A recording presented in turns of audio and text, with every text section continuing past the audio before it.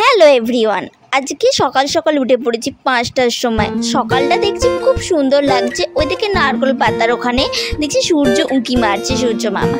আজ সকালবেলা দেখেছি কুয়াশা পড়েছে এত। আজকে একটা বিশেষ কারণ আছে, আজকে আমার লাস্ট পরীক্ষা। আমার খুব চিন্তা কলেজে কী হবে কে জানে। আজকে আবার উপোসও করেছি, আজকে আমাদের ব্রত ছিল, তাই জন্য মায়ের হাতে একটু কাজ করে দিচ্ছিলাম পুজোর। তারপর আমি রেডি হতে চলে গেলাম। স্লো মোশনে দেখে নাও, আমি ড্রেস পরে নিয়েছি।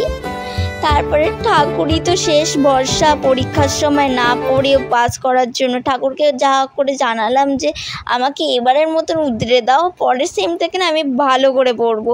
তারপর বেরিয়ে পড়লাম ট্রেন ধরতে। ট্রেন নিয়ে করে উঠে পড়েছি। আর সেখানে গিয়ে আমি আর কোনো ক্লিপ নিতে পারিনি, ভিডিও করতে পারিনি।